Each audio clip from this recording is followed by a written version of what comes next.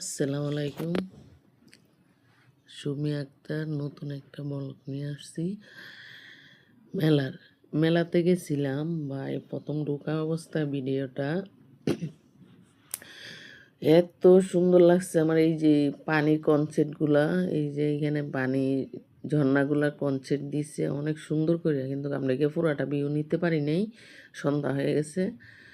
এরপরে নামাজের টাইমে গেছে, কনসেপ্টটা বন্ধ করে দিছে। আমি ভাই একটা 3 পিস কিনতে যাব, মনের মতো হইল না, রেডি 3 পিস ছিল, কিন্তু যে দাম বলে, দাম শুনে আর মাথা নষ্ট হয়ে গেছে। চলে আসছি ওইখান থেকে।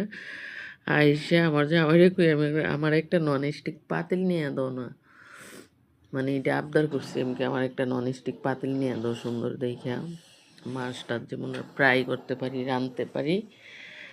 না করছি কি আমার যাও ন, ভিতরে ঢুকছি বা এই যে নন স্টিক পাতিলগুলা, এই দোকানে ঢুকে মন জুড়াই গেছে।